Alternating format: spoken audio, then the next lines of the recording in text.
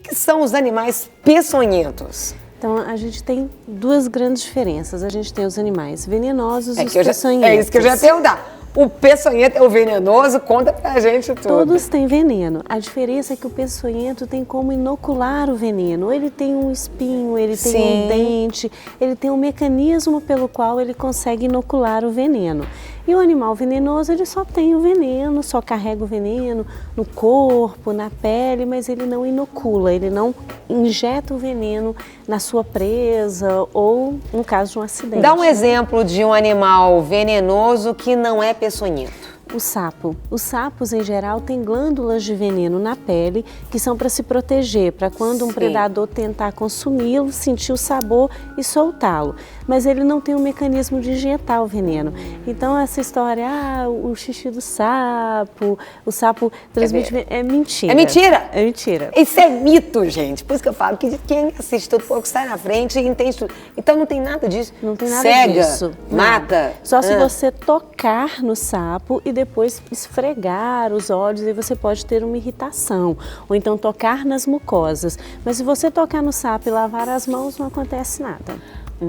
Então, e um exemplo de um animal peçonhento? As cobras, né, que tem o dente inoculador, nem todas têm, né, mas as que são peçonhentas possuem as presas inoculadoras. O escorpião estaria nesse grupo? O escorpião também estaria nesse grupo, né, que ele tem um aguilhão na cauda que serve para injetar e ele usa o veneno, inclusive, para predar o seu alimento, né, imobilizar o inseto e depois se alimentar dele.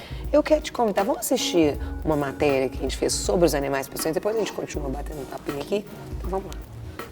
Com o período de férias escolares, aumentam consideravelmente o perigo de acidentes com animais peçonhentos, como cobras, aranhas e escorpiões. Animal peçonhento é um animal que, além de possuir o veneno, ele possui alguma estrutura para conseguir inocular esse veneno. Então, né, como exemplo, no caso das serpentes, possuem as presas, as aranhas, as quelíceras, o escorpião, o telson. Isso seriam os animais peçonhentos. O que os pais podem fazer para evitar que esses animais cheguem perto da casa ou evitar, né, que uma criança seja picada por eles?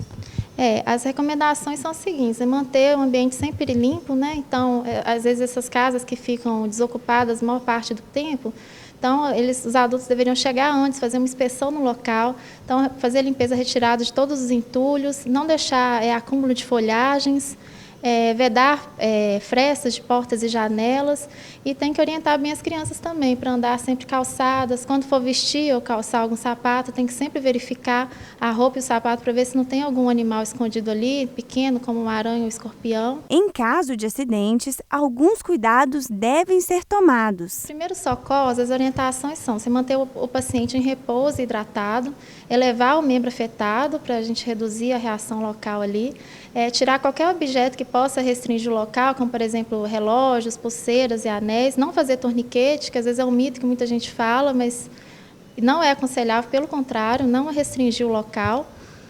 Lavar o local com água e sabão, porque às vezes uma picada de serpente, né? A serpente também tem micro-organismos na boca, pode provocar uma infecção secundária, então também você pode lavar o local com água e sabão.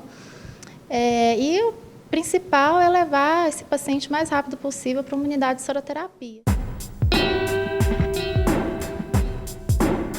Caso você esteja pensando em fazer uma viagem para um lugar desconhecido, é importante se atentar para essa dica. O que eu recomendo, às vezes a pessoa que vai viajar para uma outra região, entrar no site da Secretaria Estadual de Saúde, lá tem uma cartilha de animais peçonhentos e indica também as unidades de soroterapia, porque nem todas as cidades possuem unidade de soroterapia e nem todos os hospitais da cidade. Aqui na região metropolitana mesmo é concentrado no João 23.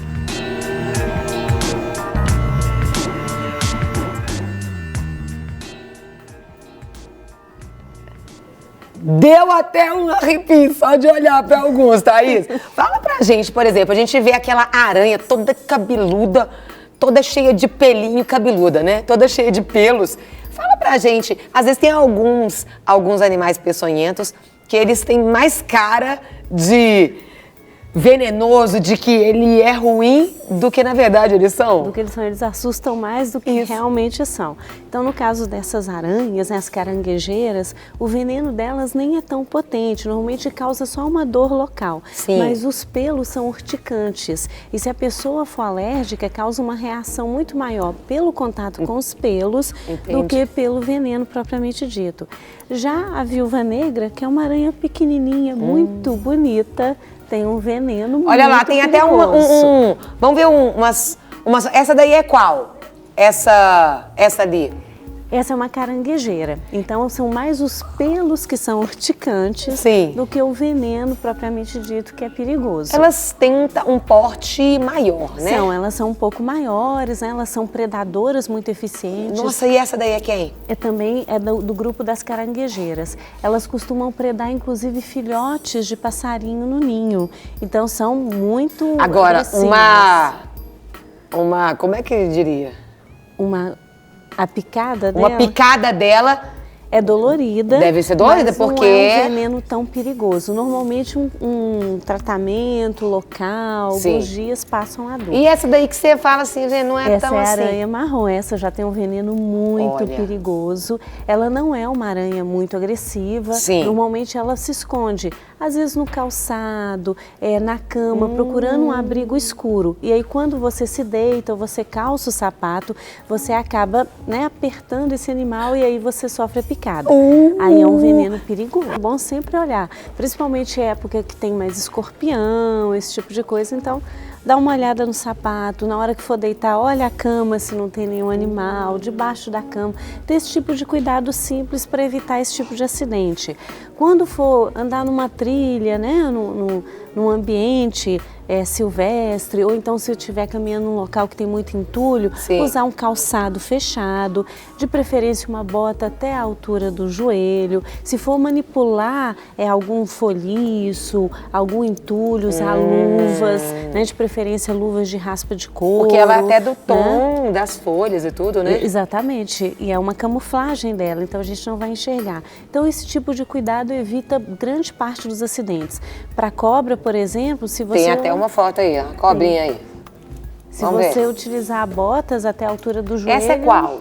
Essa é uma colubrida, né? Que é uma cobra que não é tão venenosa, mas ela também pode causar alguns acidentes, né? A gente tem algumas cobras que são chamadas cipó, corredeira, que fazem parte dessa família.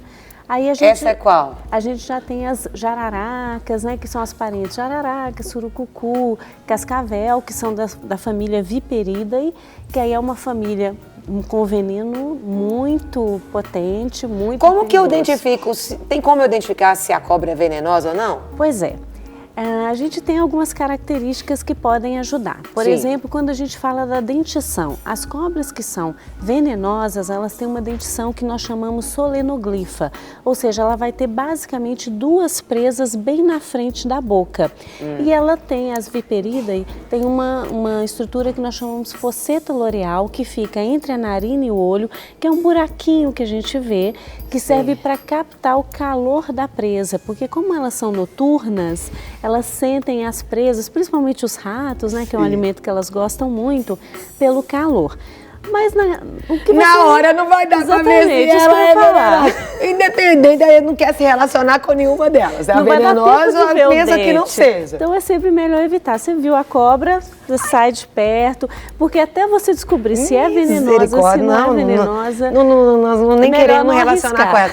Aí eu até pergunto, essa daí é qual? Essa que vai aparecer?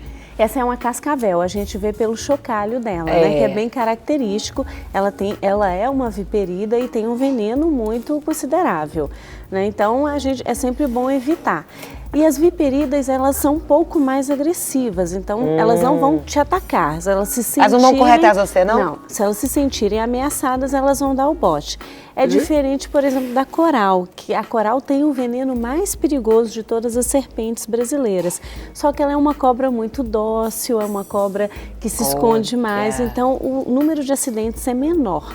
Mas não se pode ter a sensação de que pelo fato dela ser uma cobra mais tranquila, que você você pode manipular, não Nossa, pode, né?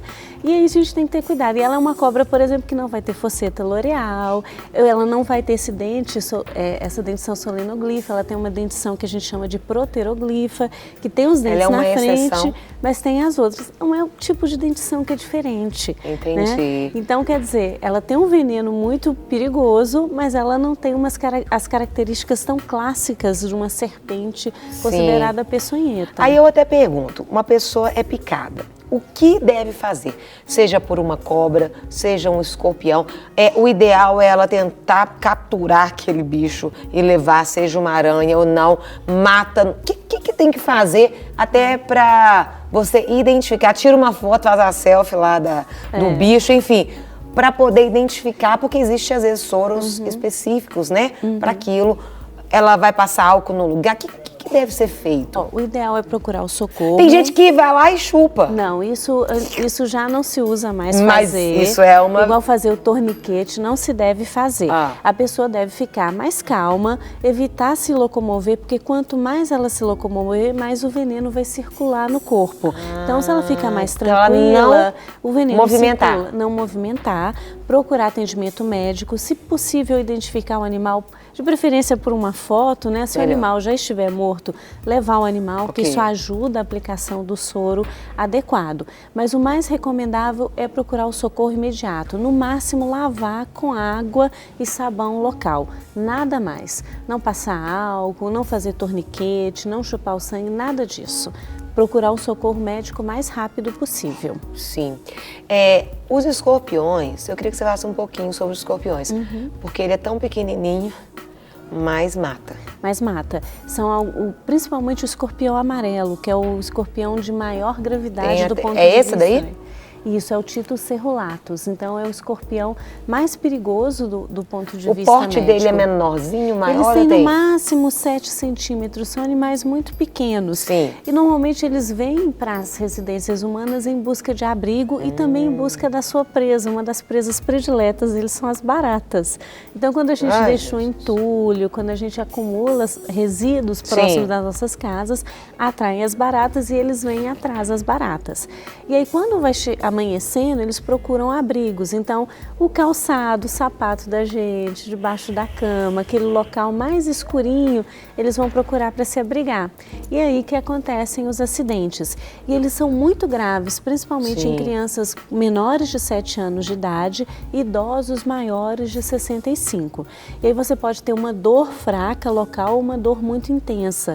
Varia, né, de pessoa para pessoa. Mas o recomendável é você procurar atendimento mais rápido possível e o uso do soro. Para receber todas as novidades do canal, inscreva-se e se curtir o vídeo, clique em gostei. Aproveite para acompanhar a Rede Super nas redes sociais.